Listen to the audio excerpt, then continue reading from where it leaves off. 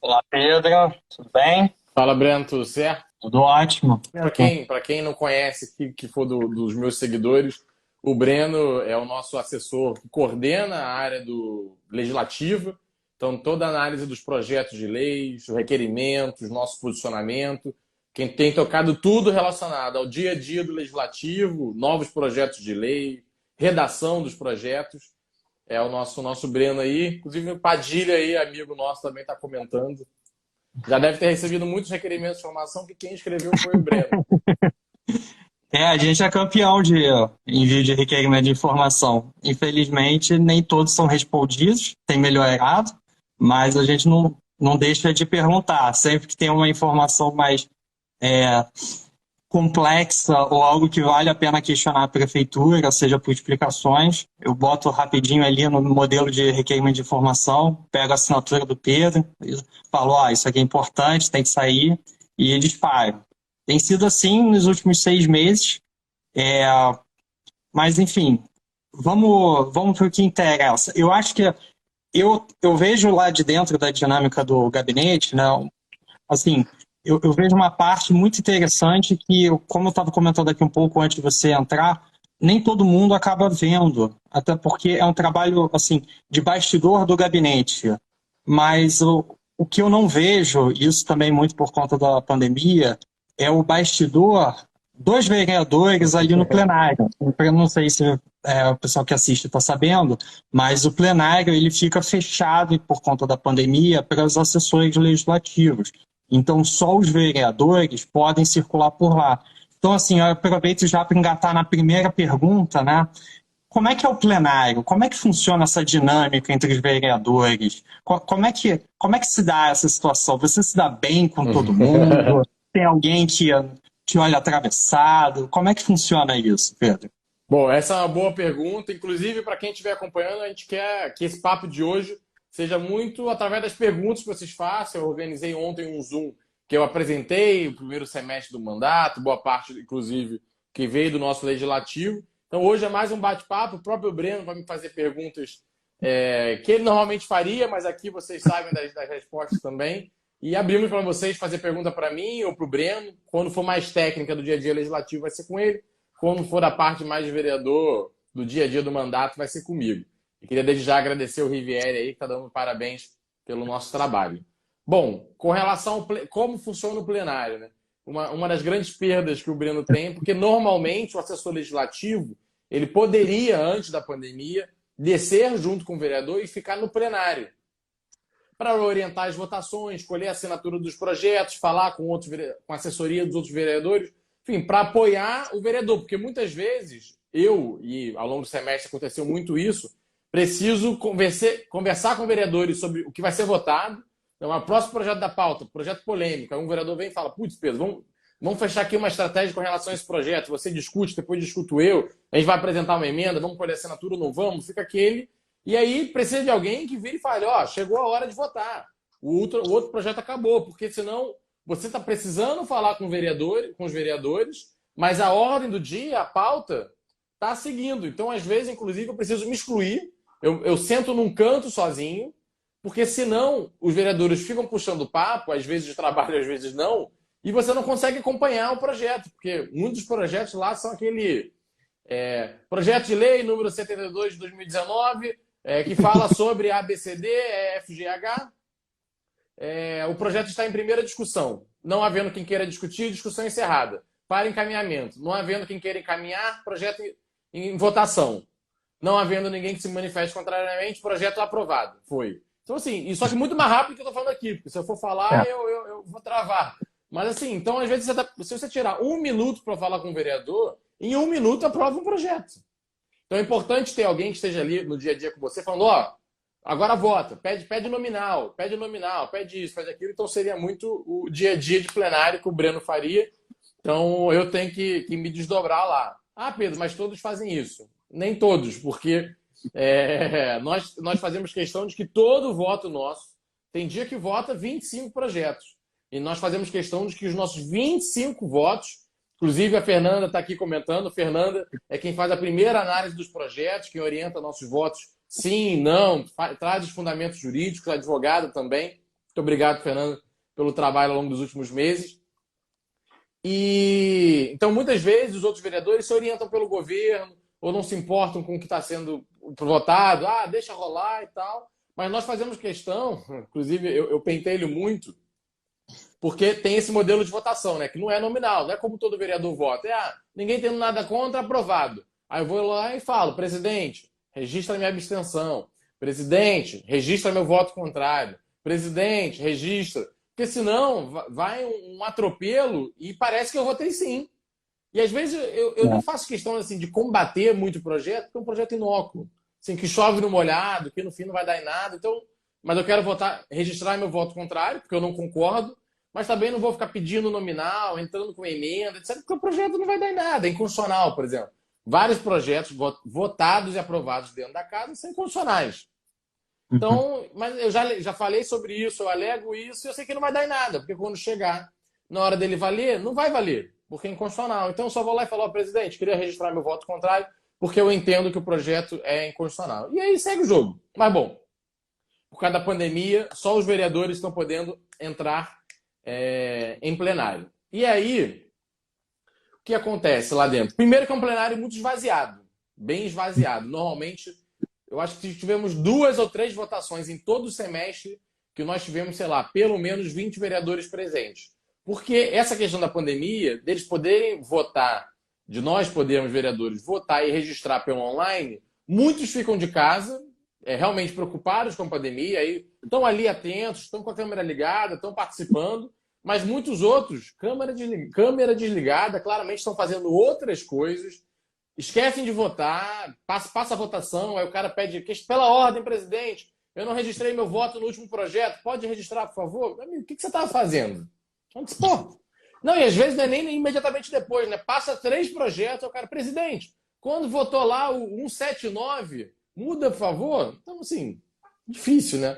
Então, muitos não vão no presencial. No geral, eu diria que tem uns 15 vereadores que estão sempre ali no presencial. Acabou que são os vereadores que eu mais converso no meu dia a dia, porque estão ali. Estão aqui Vitor Hugo, Rogério Amorim, Márcio Santos, o líder de governo, Átila Nunes, presidente Carlos Caiado, desculpa se eu estou esquecendo de alguns aqui, mas são os vereadores que eu mais encontro presencialmente, então são vereadores que eu passei a conversar mais. Tenho um bom diálogo com todo mundo, já tive meus estresses, inclusive com o Átila, que é líder de governo, ele sabe disso, a gente brinca com isso, porque eu, no geral, tenho uma ótima relação com ele, a gente conversa, eu divido de muitas coisas do governo, mas em outras, várias também eu sou a favor. Então, a gente tem uma boa relação aí, já me estressei com ele, mas temos uma boa relação. Os outros vereadores também, no geral, flui muito bem. O que eu mais lamento, na verdade, são os vereadores que não fazem valer o seu mandato.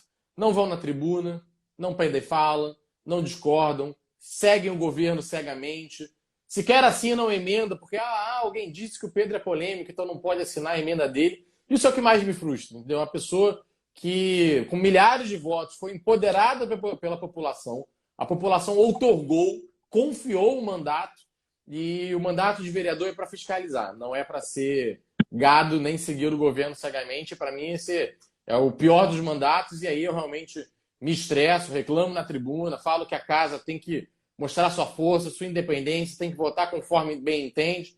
Isso gera lá alguns estresses, mas esses são os que mais me irritam. Divergência, por exemplo, PSOL, PT, cara, cai na porrada toda hora, divido de quase tudo, de 90%, 99% do que acontece. A gente tem fortes divergências ideológicas, mas é de uma forma respeitosa, em que cada um entende que cada um está defendendo aquilo que acredita. Isso aí é o menor dos problemas. Os problemas são outros. São vereadores que não fazem valer o seu mandato, ou pior, fazem valer o mandato para outros fins de poder, de barganha, de ganhos pessoais. Aí é pior ainda, mas pode ter certeza que a ampla maioria desses sequer são os que vão no mandato, porque aí o que eles querem resolver resolve-se fora do plenário. É bom que você fez uma série de apontamentos, né?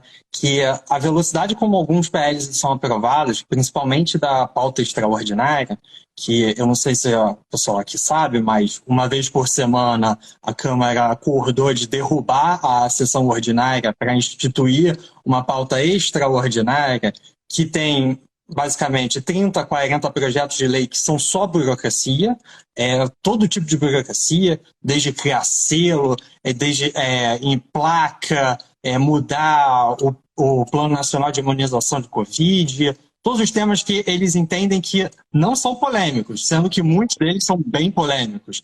E essa pauta lá dentro, organizar ela, analisar ela, é a pior de todas. Porque é uma pauta que é fechada meio-dia, 1 da tarde, e ela começa a Desespero ser da Fernanda. votada 2 da tarde. Então, assim, 2h30 que já começa a primeira votação.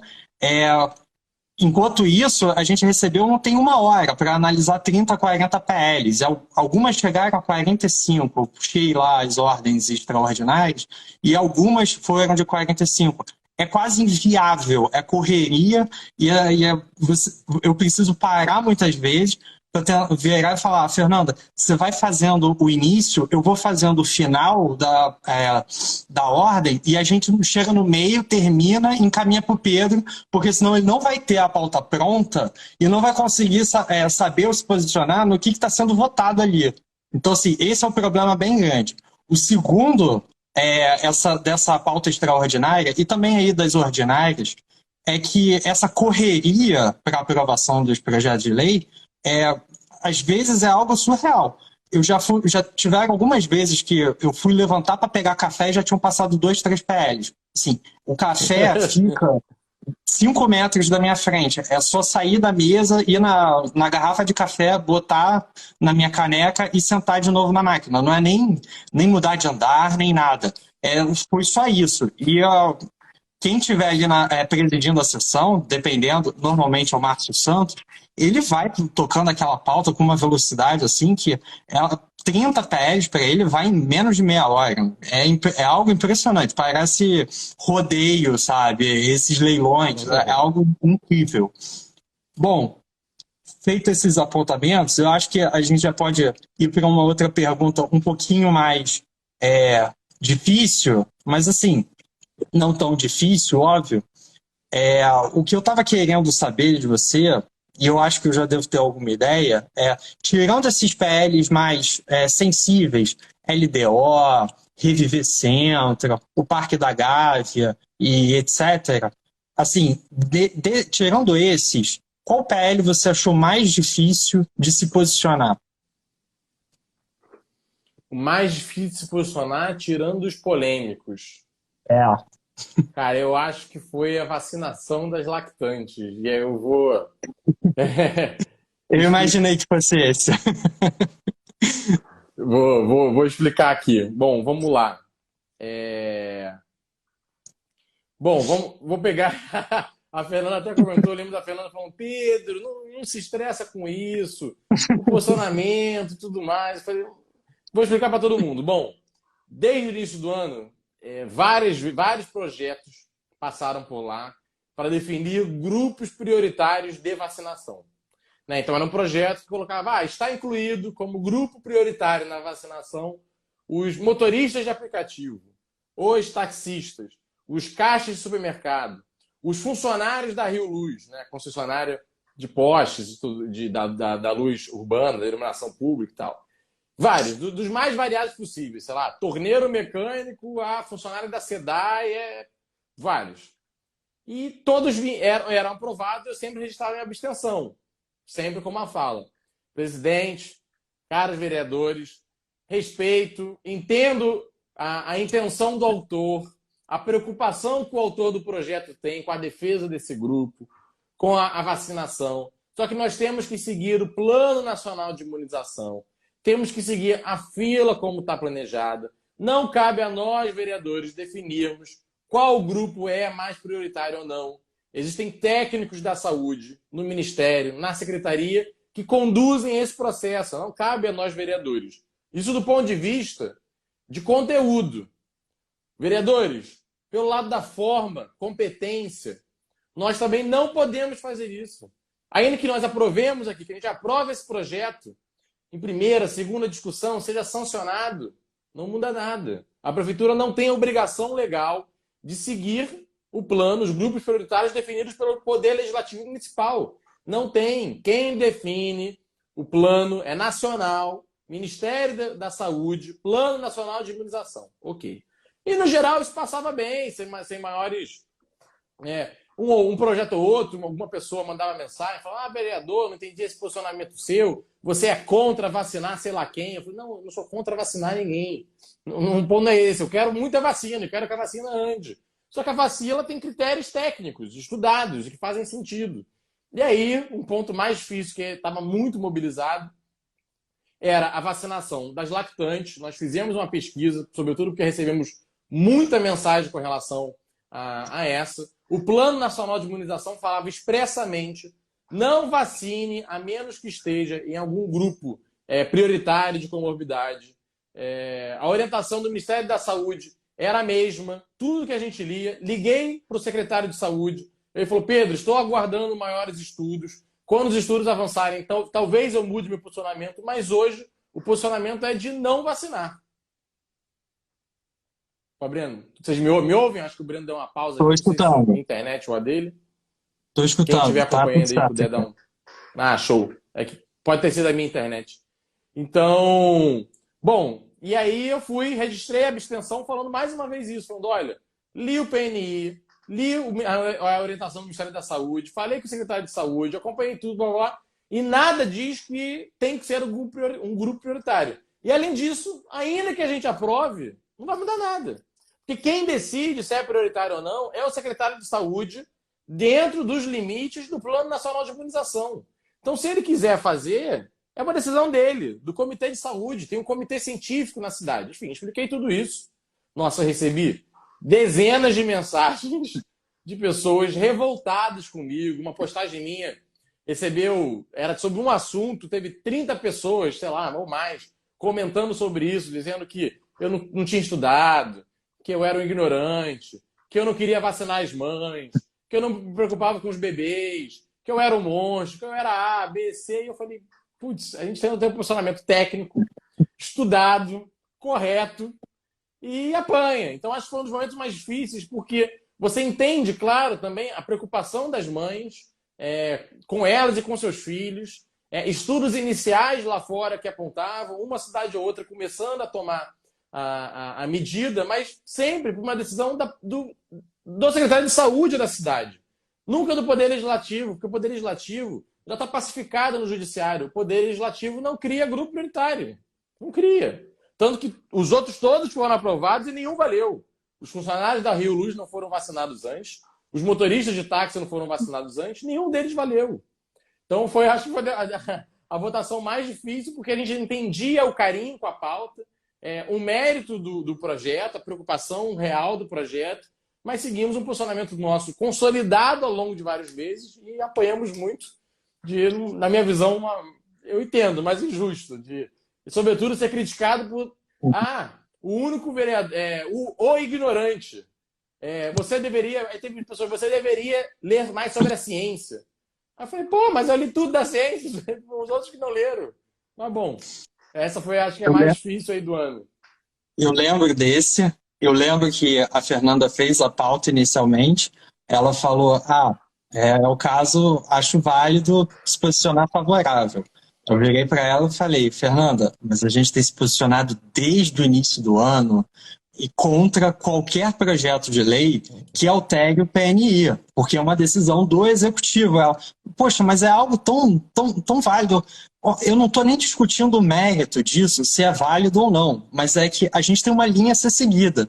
E logo em si teve a discussão, eu vi todo o caos acontecendo ali do gabinete, acompanhando pelo YouTube a sessão, né? E eu vi a repercussão nas redes sociais e no final do dia eu já estava assim, meu Deus, o que eu fiz? Será que foi o melhor posicionamento mesmo? Será que estava certo? E isso causa uma dúvida, porque o PL em si, ele tem o seu mérito, ele visa proteger um grupo que realmente, assim, precisa ser protegido, mas não era algo que estava ali no PNI na hora. E a gente resolveu seguir a risco o PNI da mesma forma como a gente seguiu o ano inteiro. E foi algo bem complicado de ver ali. E ainda que a gente decidisse não seguir o PNI, não muda nada, porque o vereador exato, não define o grupo prioritário. Sabe? Bom, esse foi realmente bem complicado. Eu vou fazer um outro questionamento aqui e acho que a gente pode abrir depois para Só as para pedir, Breno, perguntas. acho que. Não, já tem bastante Diga. perguntas, acho que a gente pode responder algumas perguntas e aí Vamos depois a lá, gente volta então. para as perguntas. Então, por exemplo, o Jonas perguntou aqui, cara, como você consegue ser ouvido no meio de tanta gente que não quer nada? Eu acho que assim, até quando eu entrei lá, eu tenho uma opinião, como todos aqui de fora, muito ruim da Câmara Municipal. E, no geral, eu tenho. Boa parte das críticas continuam, e algumas agora são até mais duras do que eram antes, porque eu passei a ver de dentro os problemas. Mas também tem um núcleo razoável de vereadores que são sérios, te ouvem, conversam. Alguns estão no meio do caminho ali entre a velha política, a forma como eles se elegem e a forma como eles fazem política fora do plenário, fora da Câmara, é muito ruim. Mas dentro do plenário, eles realmente leem os projetos, discutem os projetos, querem debater emendas, veem o que é melhor. Então eu acabo procurando as pessoas que são abertas ao diálogo. Seja às vezes da oposição. Então, por exemplo, se eu for cobrar algo da prefeitura, se é um projeto de transparência, se eu quero uma lei orçamentária bem feita, muitas vezes os partidos da esquerda são bons parceiros, porque eles cobram da prefeitura, não são base da prefeitura, são oposição, então assinam projetos meus, assinam emendas minhas. Então, acho que ser ouvido no meio de tanta gente que não quer nada, eu acho que o primeiro passo é não generalizar. Tem gente que quer algo, e criar pontos de contato com essas pessoas. Nem sempre vai ser fácil, mas o legislativo, o parlamento, é o lugar disso. Tem que entender que as 51 pessoas ali dentro foram eleitas pela população, representam uma parcela da população e você tem que conversar e dialogar com elas. E é com elas que você vai construir as boas pautas. Se eu me isolar, pior para mim, porque eu defendo, que não vai ser aprovado nunca. Vou adicionar um ponto aí na sua fala. O gabinete, ele se firmou ao longo dos últimos meses como um gabinete muito técnico.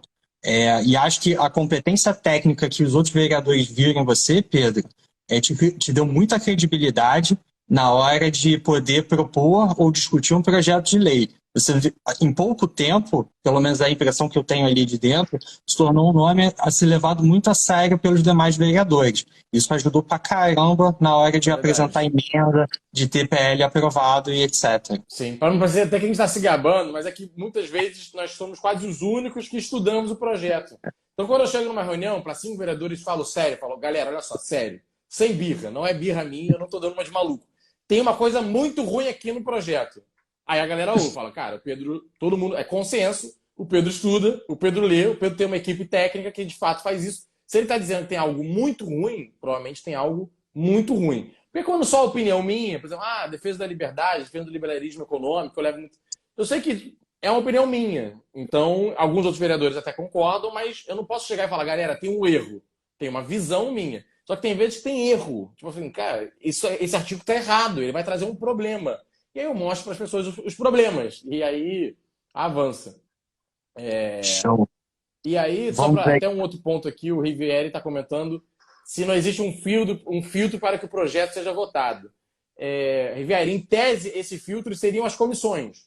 Por exemplo, a CCJ, a Comissão de Constituição e Justiça, que diz se os projetos são inconstitucionais ou não. A Comissão de Orçamento, que diria se os projetos previram o devido impacto orçamentário. E as comissões temáticas. A Comissão de Saúde vai falar se o projeto é bom ou não para a saúde. Realidade. O projeto chega em plenário sem nenhuma comissão ter dado parecer, e os pareceres são orais, que para dar parecer é CCJ. Aí o primeiro que tiver ali, parecer pela constitucionalidade, parecer favorável, presidente, parecer favorável. Então, as comissões que deveriam garantir o mínimo de nível dos projetos, acaba que, infelizmente, a ampla maioria delas não funcionam e não dão o mínimo de garantia de qualidade para os projetos, infelizmente. E eu também aproveito para pontuar que a CJR, no caso, né, que é conhecida como CCJ, CJR, Ordem perdão. do Congresso Nacional, ela tem a prerrogativa de dar um parecer terminativo. Mas se ela não dá o parecer, as outras comissões não conseguem analisar também. Então, assim, apesar do Pedro estar como presidente da Comissão de Ciência e Tecnologia, tem muito projeto que a gente botou até no calendário, assim, da agenda da equipe, que está na época de dar parecer, mas aí vai olhar, aí a CJR não deu parecer, então a gente não consegue dar parecer. E aí, O que acontece é que estouram o prazo para parecer de todas as comissões e eles pedem a inclusão em pauta, o que implica que o parecer tem que ser dado oral em plenário, que é basicamente parecer favorável, parecer contrário, e só. Não há uma análise maior quanto a isso. Então, assim, essa dinâmica da casa que a gente foi aprendendo aí ao longo dos meses e acabou vendo que nem sempre a gente tem como fazer um posicionamento prévio desse tipo de coisa. Só para pontuar, Breno, que isso aqui é bem pauta sua, o Gerson, não sei se ele está online ainda, mas ele falou: a Câmara, a ouvidoria, vem desrespeitando a LAI, a Lei de Acesso à Informação. Os valores pagos de penduricalhos aos agentes públicos estão altos e a ouvidoria não explica para o que está pagando. Gerson, 100% verdade, pelo menos da nossa experiência. Inclusive, essa semana recebemos um requerimento, o Breno pode falar um pouco mais sobre ele aí, e se colocar à disposição. Gerson, manda uma mensagem pro Breno aí ou para mim para ajudar a botar pressão aí no que você quiser cobrar. A gente concorda 100%. Mas conta aí, Breno, no nosso caso. Bom, tem um painel, né, que foi lançado recentemente, né, dos servidores da prefeitura, e a gente aproveitou a repercussão para fazer um requerimento para a Câmara. Na verdade, não foi um requerimento, a gente oficiou a presidência da Câmara, pedindo para que fosse disponibilizado todos esses valores, e também para o Tribunal de Contas do município. Por enquanto, a gente não teve resposta, mas como é algo muito recente, mas a gente está aguardando, e tão logo tem uma resposta da onde isso está sendo gasto, por que está sendo gasto, a gente vai começar a dar os devidos encaminhamentos e também vou encaminhar lá para o Diogo para disponibilizar lá no painel de servidores lá que foi lançado. Eu vi que o Gerson está online ainda, ele comentou, falou comigo pelo WhatsApp.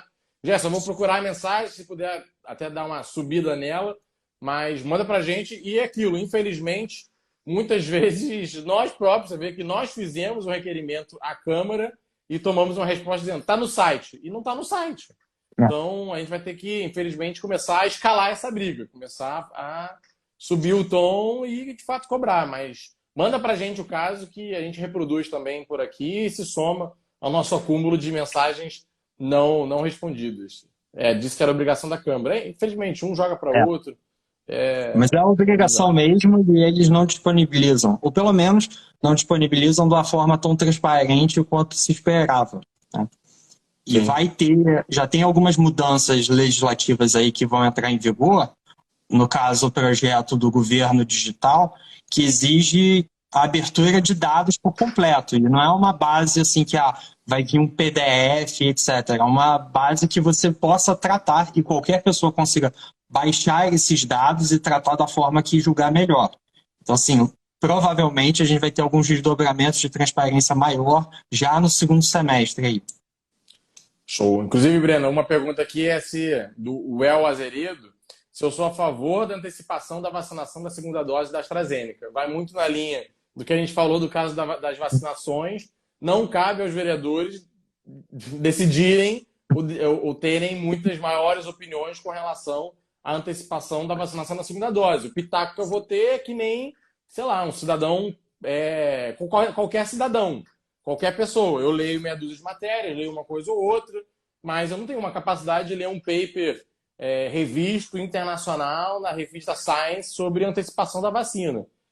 O Sorange, por exemplo, nosso secretário de Saúde, ele deu uma declaração hoje dizendo que quando os estudos iniciais estão apontando que quando você antecipa a AstraZeneca, ela diminui a eficácia. Então, sendo isso uma verdade, sou radicalmente contra, porque a prioridade nossa tem que ser que a dose seja dada com a maior eficácia possível. Mas nós temos um comitê científico formado por médicos, mestres, doutores, ministros da saúde, epidemiologistas, virologistas, são realmente pessoas que têm a capacidade de, em alto nível, debater esse assunto e chegar a uma melhor posição. Poderia dar aqui minha opinião, mas é um pitaco como outro qualquer. Ninguém aqui tem experiência de médico ou do comitê científico que foi organizado pela prefeitura e até pelo governo federal, né? Então a gente fica meio vendido para se posicionar contra isso. No possível, sempre que aparece um projeto desse, eu vou lá e dou orientação. Olha só, Pedro, mais um projeto aqui que viola o PNI, aconselho aí contra. E é o que tem sido seguido desde o início do ano. Sim. Inclusive, boa noite, Popó. Está dizendo que nós somos meninos veteranos. Obrigado aí pela presença, Popó.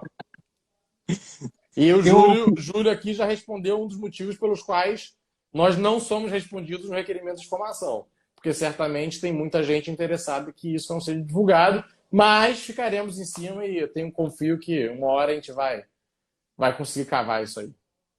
sim, eu acho que o caso, assim, o caso mais emblemático desse tipo de requerimento de informação foi aqueles dois requerimentos que a gente enviou, e até fizemos um outro requerimento reiterando, pedindo os currículos de todos os funcionários comissionados da prefeitura, acima do símbolo, acho que DAS 8 para cima, que é alto escalão da prefeitura. A gente nunca teve resposta. É, a gente vai continuar em cima disso, cobrando para que seja divulgado, mas assim, já reconheço, e no momento que foi feito aquele requerimento, já sabia que a prefeitura não ia ter o menor interesse em disponibilizar esses currículos para a gente. Porque muita gente ali, certamente, não tem a mínima capacidade técnica para ocupar a posição que Breno, ocupa. e para não acharem que nós somos os doidos, que, putz, então eles estão querendo exigir que as pessoas apresentem documentos. Não. É porque a prefeitura soltou um decreto no início de janeiro falando que É, todo mundo, todo o escalão, primeiro, segundo, terceiro escalão, enfim, uma faixa para cima, todos uma faixa para cima, ou eram todos? Eu acho que eram todos uma faixa para cima. Enfim, todos. aparentemente todos, né? Então, todos precisariam, todos os servidores nomeados pela prefeitura precisariam, dali em diante, de ter um currículo anexo. Haveria necessidade de se apresentar um currículo anexo. Então, o que a gente pegou de sacada foi, a prefeitura está querendo, porque aí ela divulga, né? Olha, como é que a nova prefeitura é cheia de governança.